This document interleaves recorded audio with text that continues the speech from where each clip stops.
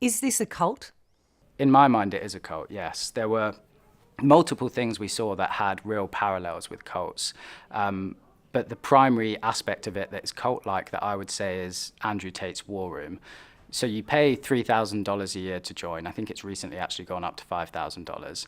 And while you're there, there is a very organized hierarchical structure. So you have your foot soldiers, who are the guys who pay to join. That's literally what they call them, the foot soldiers. And then you have generals, who are these senior figures appointed by Andrew Tate. And they're these grown men, typically 35 or older. And these men essentially manage the young boys and stay on top of everything that they do.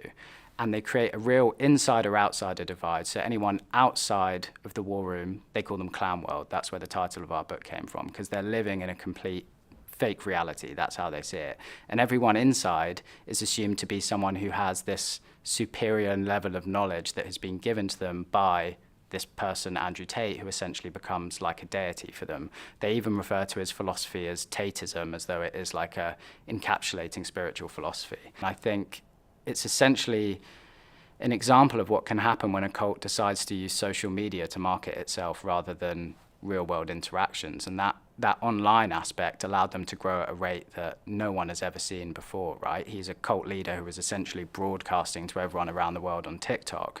But also, when you join the war room, you could spend 20 hours a day talking to these men the whole time. So girlfriends of war room members, now ex-girlfriends of war room members I spoke to, said from the moment he joined, he became lost in his phone. He was on it 20 hours a day, replying to messages, and it was all incredibly important work. So yes, it is a cult. It bears so many hallmarks of a cult. I think Andrew Tate himself would like to think of it as a cult. He'd be very proud to think of himself as a cult leader from what I know of him. There's no reason why it can't be a cult that's propagated on the internet. And I think what Andrew Tate showed is that when you decide to use the internet to start a cult, it can get very, very big very, very quickly. I mean, you're directly paying Andrew Tate money to learn from him. And to be fair to some war room members, there were a few I spoke to who joined because, you know, they weren't necessarily that interested in the women, but they were like, I'd quite like to be rich. And they joined with these hopes that Andrew Tate would teach them how to be rich.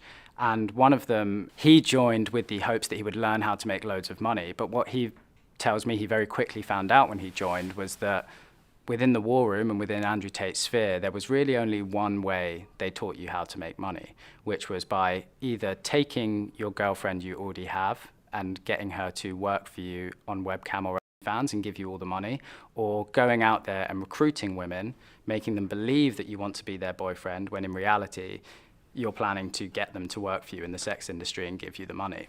We saw cases of men around the world following this advice and ended up speaking to women in the US, South America, and Europe who had all been groomed by men who were members of Andrew Tate's War Room and had learnt directly from Andrew Tate how to do it.